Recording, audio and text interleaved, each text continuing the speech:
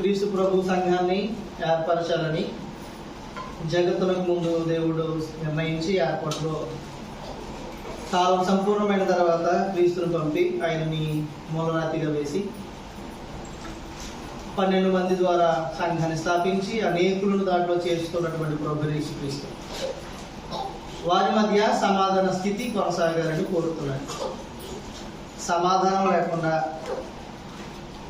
నిత్యత్వం అనేది అసంభవం.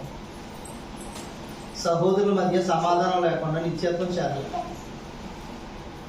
సమాధాన స్థితిని వారు సంపూర్ణంగా కొనసాగించాలని దేవుని కోరిక ఉండగా ఆ స్థితిలో మనము కొనసాగడానికి ప్రయత్నం చేయాలి. అమూల్యమైన విషయాలు మన వెనుకడిలో వినిపించిన సహోదరులకి మనందరి తరపున హృదయపూర్వక వందనాలు. ఈ 2 రోజులు బైబిల్ తరగతి సహవాస కొడుకుల్లో చాలా సమయాన్ని వెచ్చించి దూర ప్రాంతాల నుంచి మన మధ్యకు వచ్చినటువంటి దైవజనులు ఇరువురికి హృదయపూర్వక వందనాలు సమర్పిస్తా ఉన్నాం. యుద్ధము యెహోవాదే అనే విషయాన్ని దాదాపుగా 3 సెషన్లో సహోదరు మనకు వివరించారు. రోజున్నర అందులో సహోదరు యొక్క ఆంతర్యము మనకి ఏ సందేశాలు వినిపించాలి క్షేమాభివృద్ధి చెందడానికి అంటే యుద్ధం చేయడానికి ఈటెలు కట్టెలు లేకుండా ఆయుధాలు అవసరం లేదు.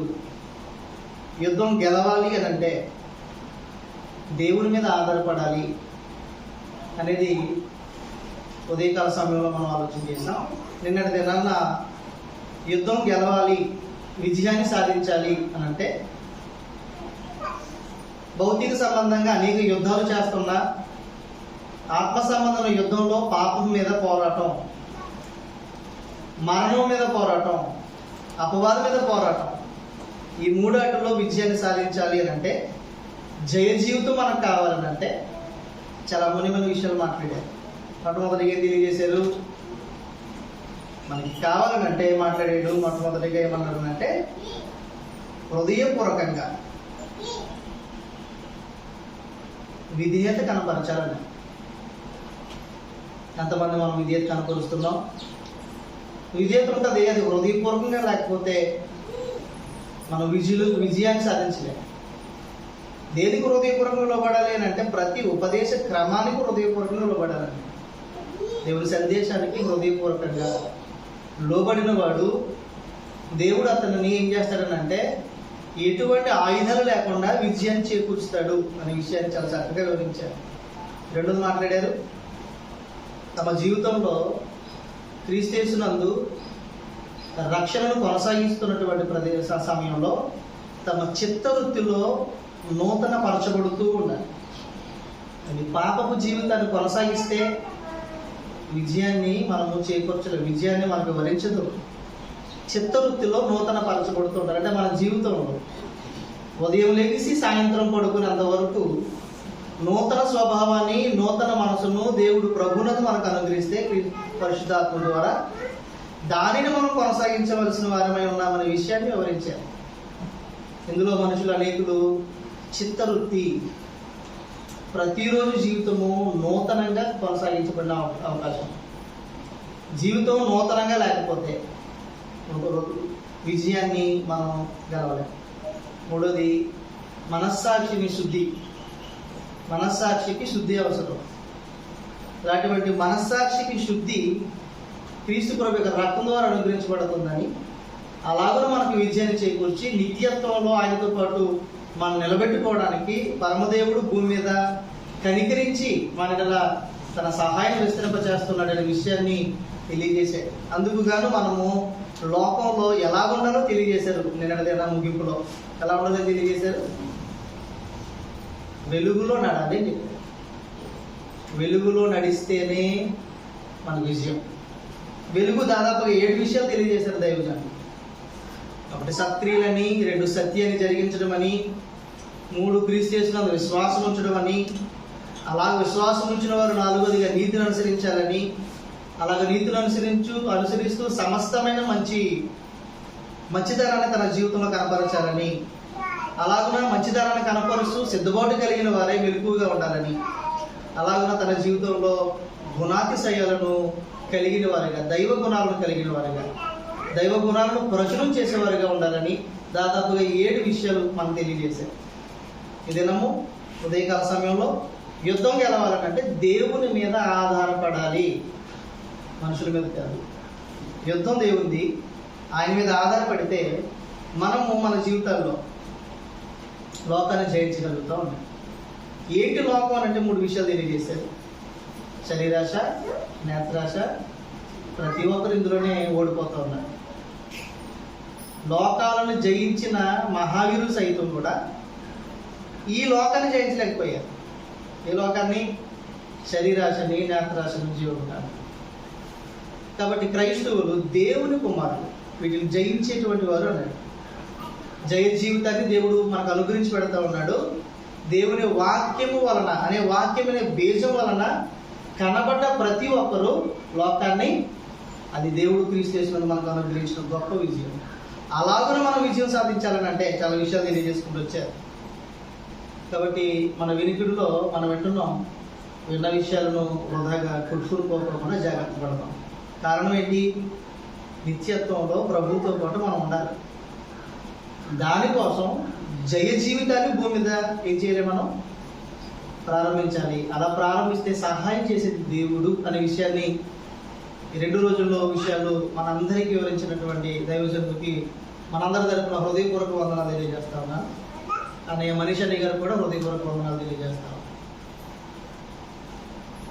సహోదరులు వాతావరణం రీత్యా ప్రతి ఇంటికి రాలేరు కాబట్టి ఏదన్నా ప్రార్థన అవసరం ఉంటే తెలియజేయండి.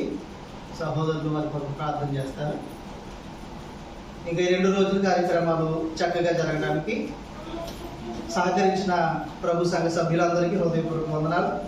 ఆయా ప్రాంతాల నుంచి ఇప్పుడు వచ్చినటువంటి సహోదరులకి, సహోదరుడు తమ్ముడు రాజు గారికి, వారి యొక్క స్థానిక ప్రభు సంఘానికి, అలాగనే దానియల్ రాజు గారికి, వారికి కూడా హృదయపూర్వకంగా ప్రభునామంలో వందనాలు తెలియజేస్తా ఉన్నాను. ఇంకా అనేక విషయాలు మన మధ్యలో సహోదరులు వివరించాలి, వారు అందుబాటులో లేని కారణాన ఈ కార్యక్రమాన్ని సహోదరులు సత్యమణి గారి యొక్క ముగింపు ప్రార్థనతో ఈ కార్యక్రమం ముగించుకుందాం. ప్రార్థన అవసరం ఉంటే అయిపోయిన తర్వాత సహోదరులతో మీరు ప్రార్థన చేయించుకోవాలని ప్రేమను తెలియజేస్తా ఉన్నాను.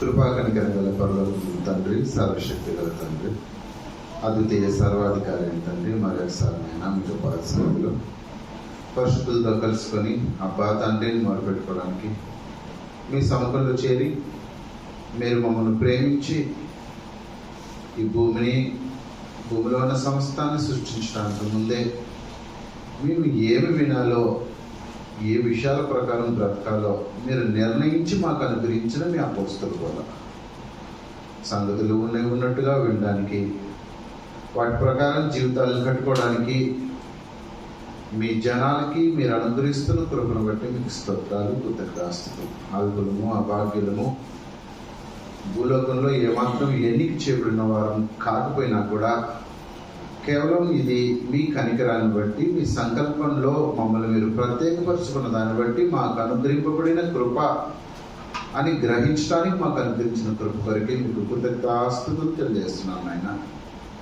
మీరు అనుగ్రహిస్తున్న ఈ కృపను మేము దుర్వినియోగపరుచుకొని పరిశుద్ధమైన జీవితం నుంచి తొలగిపోయి తెగించి పాపం చేసి మీ మీద తిరుగుబాటు చేసే వారంగా కాకుండా యథార్థమైన హృదయంతో మీ సముఖంలో మిమ్మల్ని సంతోషపరిచే వారంగా ప్రతి విషయంలోనూ జీవించడానికి కృపను అనుగ్రహించండి తండ్రి. మీరు మాకు అనుగ్రహించిన కట్టుబాట్లు, నియమాల ప్రకారమే సమస్త విషయాలు చేయగలటకు కృపను అనుగ్రహించండి. వారి మరొక స్థానిక సంఘాన్ని మీరు జ్ఞాపకం చేసుకొని కృపను అనుగ్రహించండి నాయన. సమస్త కల్మషాన్ని, కలతను సంపూర్ణంగా నివృత్తి చేస్తూ పరిశుద్ధులు స్థిరపరచబడటానికి నీ పక్షాన, నీ గ్రంథం పక్షాన, లేఖనాల పక్షాన ఆసక్తి కలిగిన వారు అభివృద్ధి చెందడానికి కృపను అనుగ్రహించండి. సమస్త విషయాల్లో మీ సహాయాన్ని అర్థిస్తుండగా సహాయం చేయండి.